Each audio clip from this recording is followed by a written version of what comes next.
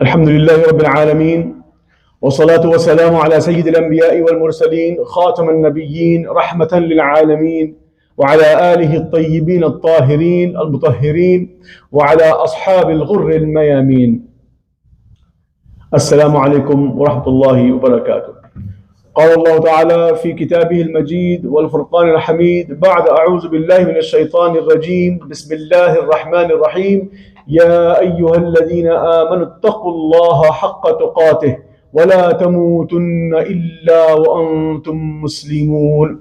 وقال الله في مقام آخر بسم الله الرحمن الرحيم يا أيها الذين آمنوا لا تتخذوا الكافرين أولياء من دون المؤمنين أتريدون أن تجعلوا لله عليكم سلطانا مبينا. صدق الله العظيم وصدق رسوله النبي الكريم ونحن على ذلك لمن الشاهدين والشاكرين والحمد لله رب العالمين. Dear respected brothers, Assalamu alaikum wa rahmatullahi wa barakatuh. Every year around this time, we reach the month of December, especially those of us who are living in the Western countries. The questions come, well, is it permissible to do this? Is it permissible to do that?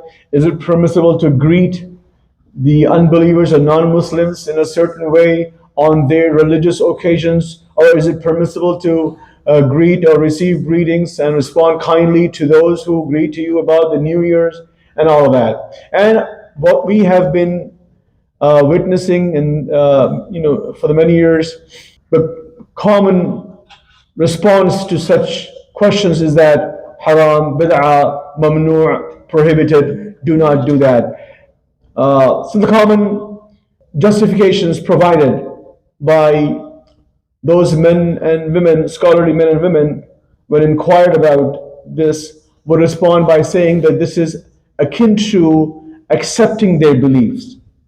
So for instance, if you greet somebody Happy Diwali, if you greet someone Happy Christmas, or if you greet someone any other of their religious occasions, it is akin to basically declaring verbally that you agree with their religious kufriya, shirkiya tradition. And that becomes the basis for such prohibitions in general. There might be others, obviously. But generally speaking, that's what we hear. We hear that because, let's say during Christmas, they drink alcohol, there's ikhtilat, and there's eating of haram food and haram activities, and obviously there might be some idol worship involved. And so therefore, when they're celebrating such events, it would be haram for us to even greet them on such occasions. And generally, that is the understanding. And the muqaddimeen scholars, the scholars of the past, generally have also given the same verdict. And so that's what's being continued until today. Now, you know that in Islam, in Sharia, whenever times change or the context changes, the illah changes, the hukum may or may not apply anymore. We talked about how in the past that eating an animal that is not slaughtered by the name of Allah subhanahu wa ta'ala, the name of Bismillah on it, that animal becomes murdar.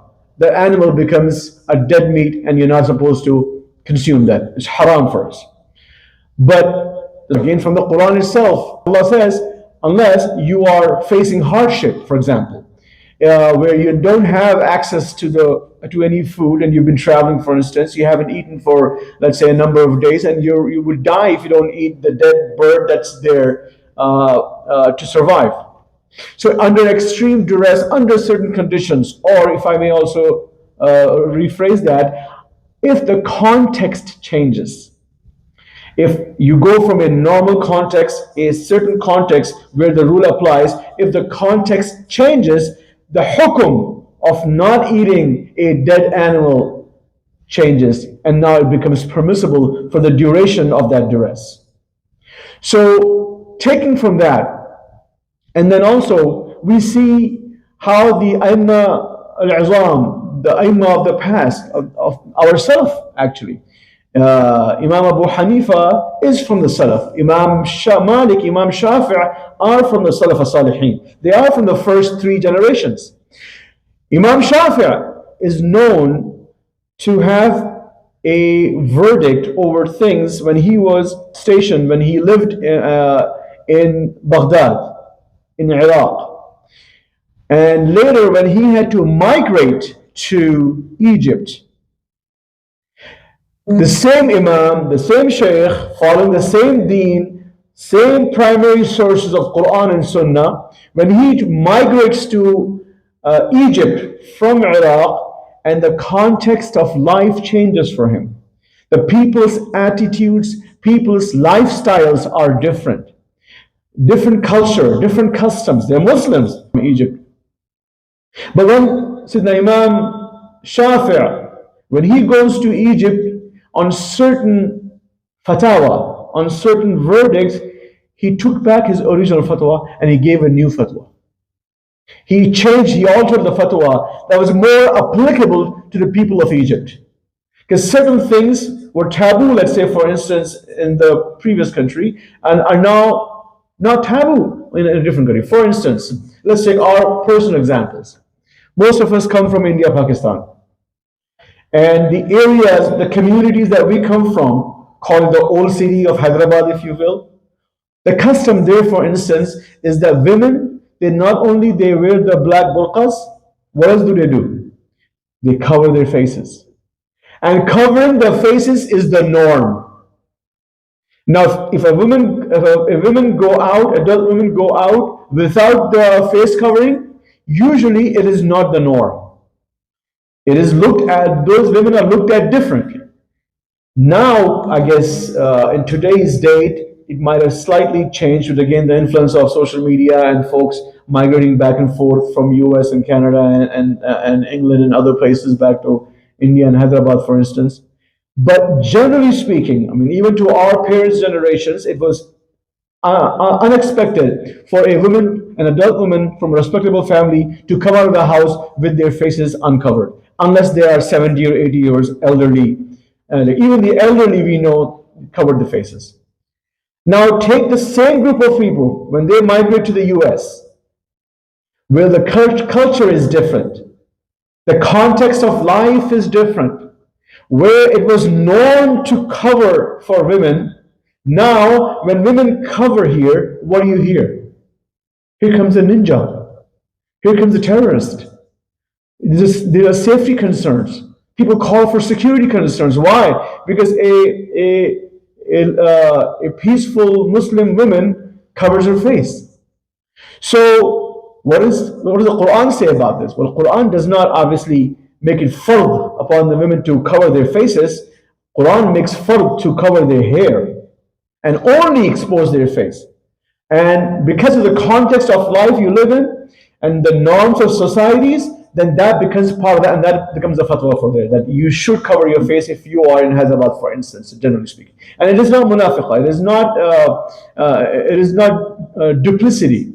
You have to do as the place, as the culture of the place dictates. So when you come to the US, there's actually a security risk, not for anyone else, but that Muslim woman herself.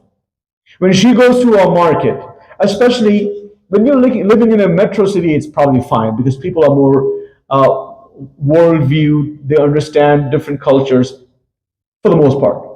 But go to the suburban area, go to the countryside, for instance. It's a completely different environment. And there are many people who live in the US who are not all of them congregated in the metro cities, in big cities, in the cities of like Chicago or New York. People live out in the suburbs. They have to spread out. When they move to a different standard of life, they have extra money, they have children, larger families, they have to move out. And so when they move out, if they are going to continue, they can survive and there's more sawab and ajr, inshallah, for them. But at the same token, they're also putting their lives in danger because of sometimes there are nut jobs around. There are crazy people around. There are extremist people around. There are terrorists around who would view something from the face value and then make allegations and make a big ruckus. So what is the norm here? The norm here is, even if you're a Muslim, generally speaking, most of the women Religious, pious women actually have to expose their face. They wear the scarves around their faces and they wear loose-fitting clothes, but you don't see their faces covered. So what happened? What changed? The context changed, right? The context changed. So when the context changes, what happens? The hukum, sometimes it may apply or may not apply. In the ayah Mubarak that I had started the bayan today with, Allah subhanahu wa ta'ala says, O believers, do not take the disbelievers as your allies. Instead of the mu'mineen, instead of the believers, unless you want to give yourself a great proof against yourself for Allah subhanahu wa ta'ala to punish you, for instance. So in this case, Allah subhanahu wa ta'ala is telling us not to make friends from the unbelievers. At the same time, there is a narration by Sittana Asma bint Abu Bakr radiallahu ta'ala anhuma, where during the time of the contract with the Quraysh, during the time of Sayyidina Rasulullah sallallahu alayhi wa sallam, her mother, and historically there are multiple narrations about this context of this. Her mother, the mother of Sayyidina Asma bint Abu Bakr radiallahu ta'ala anhuma, some say that she was a non-Muslim and she was already divorced during the Ayam al-Jahiliyyah, right? So she was born to her, but she did not accept Islam. But Sittana Asma bint Abu Bakr, she had accepted Islam. Another narration or another historical source says that this lady that I'm about to talk about, who is quoted as the mother of Sittana Asma bint Abu Bakr, was actually her aunt, Khala. Regardless, the question came that during that time she came to Sittana Asma and asked for a favor. And so Sittana Asma, and subhanallah, look at the beauty of the Sahaba and the Azwaj Mutahharat. Whenever a new situation arises, they don't try to make the fatwa on their own. They go to Rasulullah sallallahu alayhi wasallam to ask. And so she goes to Sittana Aisha Siddiqa and says, please ask Rasulullah sallallahu alayhi wasallam if I can perform asil ummi, if I can make silatul rahma, sila rahmi in Urdu as you would say. If I can be kind to my mother, even though she's a mushrika. And the response by Rasulullah sallallahu alaihi wasallam was, yes, you may be kind to your mother. Allah, even though she is a mushrika, she is an unbeliever.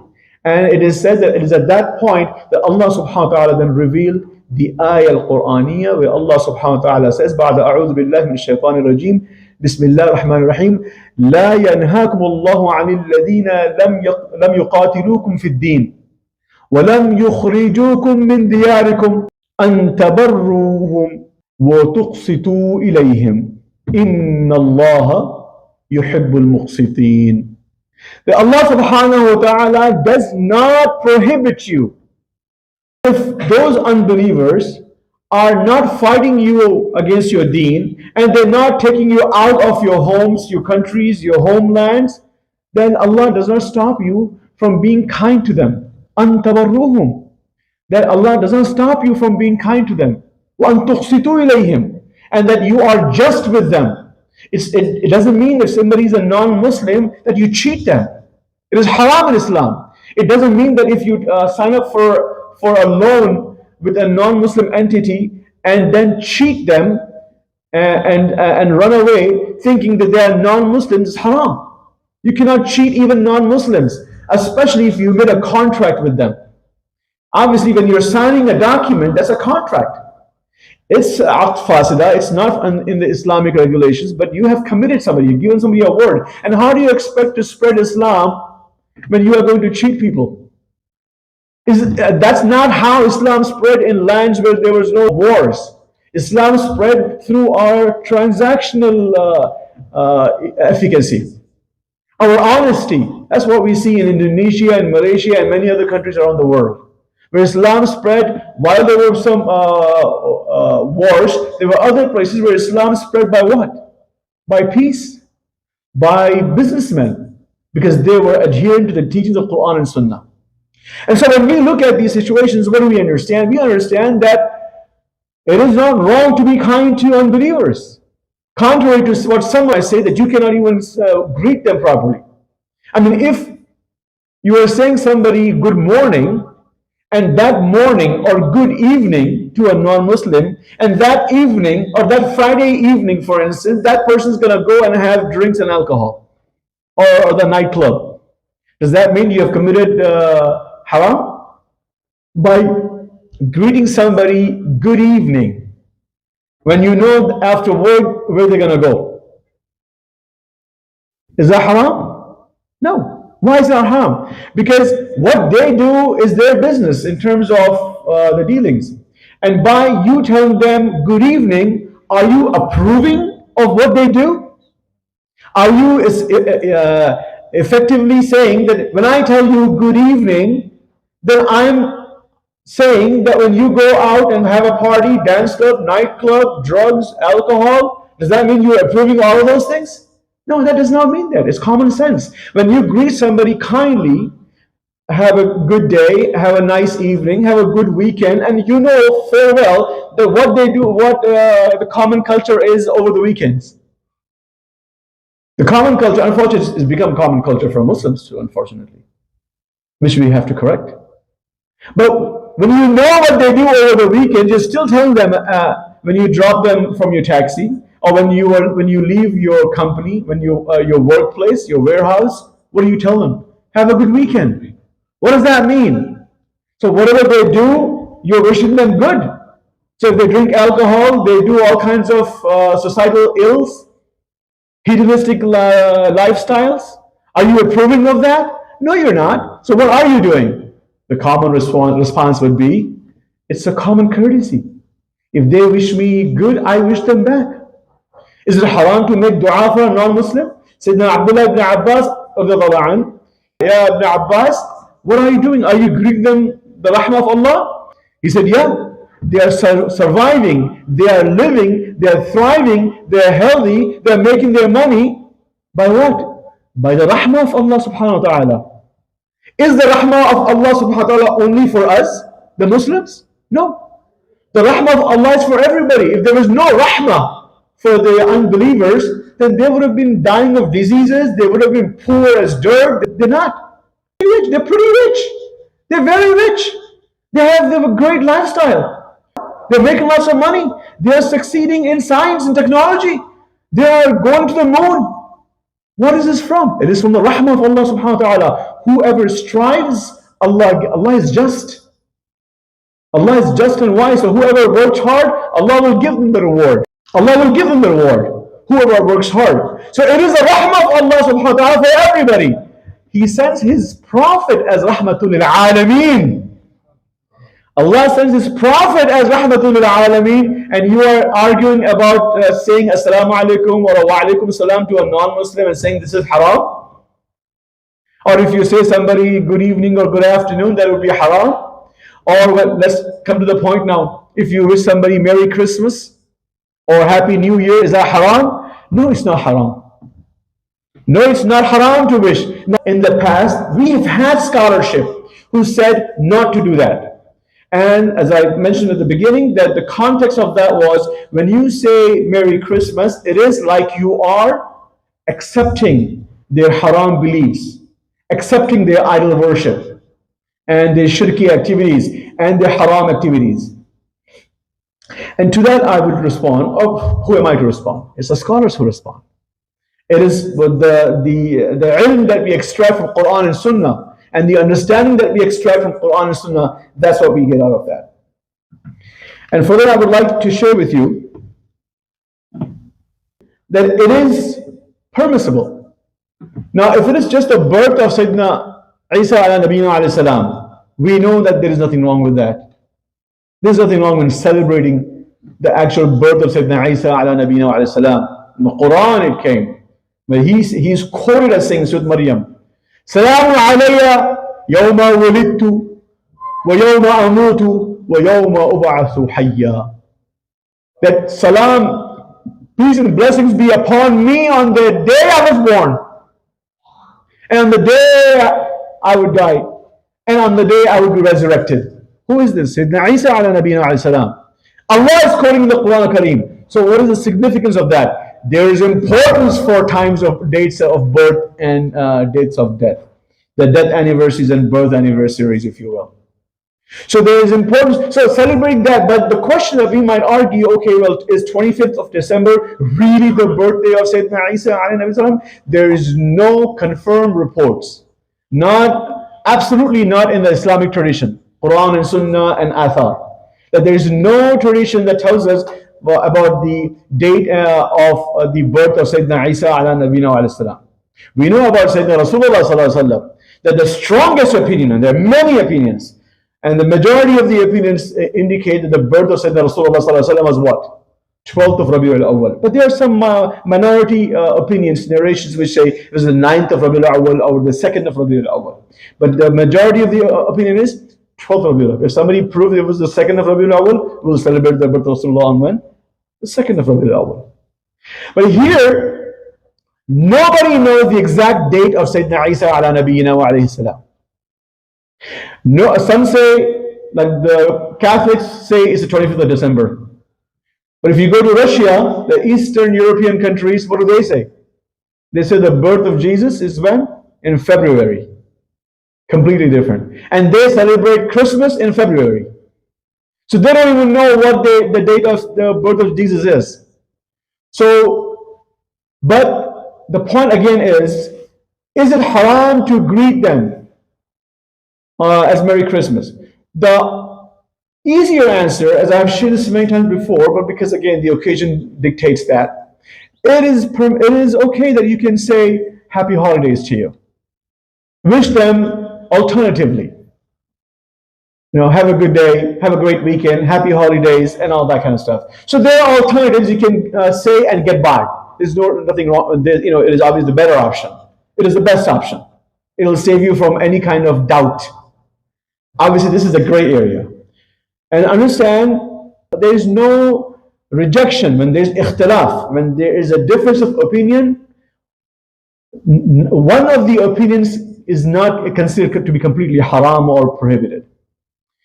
The argument is one of these opinions, according to scholarly research and opinions, is the most closest to the truth. And the other one is less close to the truth. It is permissible, not encouraged.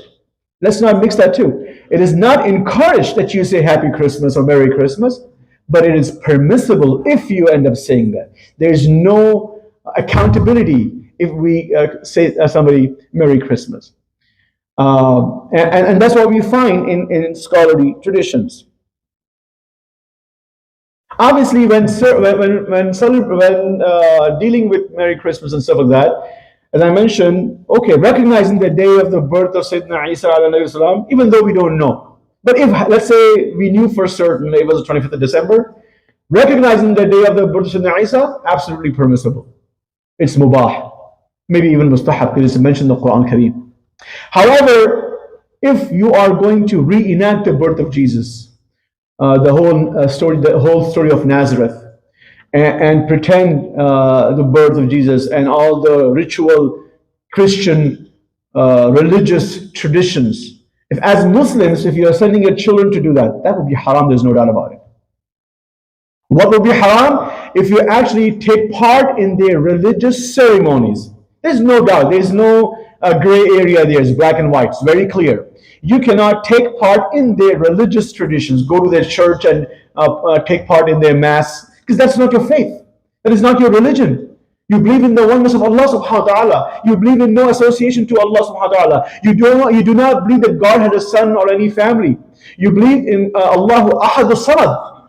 Understand? So telling somebody Merry Christmas would be permissible by a strong scholarly opinion that it is okay based on some of the evidence that I just shared with you. Because it is the rahmah of Allah subhanahu wa ta'ala. You can pray for them, you can wish them well. Now what can't you do, for instance? When they die, when an unbeliever, when a non-Muslim dies, you cannot pray for their maghfirah. That's what's completely prohibited in Islam. Because they've been given the lifetime opportunity until their death to return to Allah subhanahu wa ta'ala, to revert to Islam, to accept the truth, but they have not, and they reject it. And they've given the time on life, on earth, and they rejected that. And so therefore, when they die, their a'mal have ended. So the maghfirah, the dua of maghfirah is only and only for Muslims. But mercy, Allah's mercy is for everyone.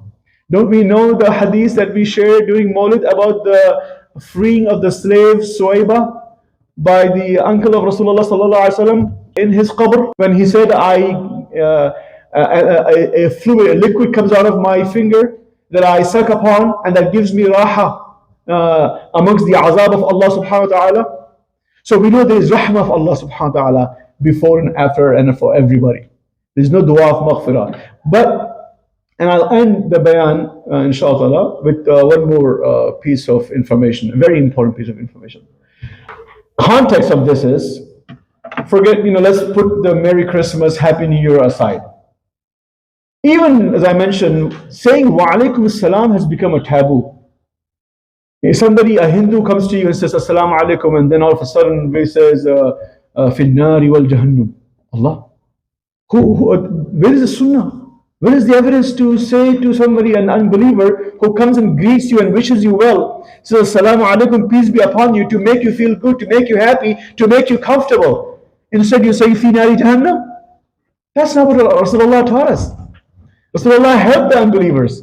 That's how they converted to Islam. They saw the akhlaq of Islam. They saw the beauty of Islam. They saw the caring nature of the leaders of Islam. And that's how their hearts melted. They saw that they were being oppressive to the Muslims. The Muslims were kind to them. Look at the story that nowadays we talk about Palestine, and the story of how Sultan Salahuddin Ayyubi, what did he do? Before he entered Beit al-Maqdis, Jerusalem, what happened? When the Crusaders came, they annihilated the Muslims. They killed and slaughtered innocent children and men and women. It was a bloodbath. What did the Muslims do when they entered Jerusalem? They gave every single unbeliever who did not want to stay and leave, let them leave peacefully.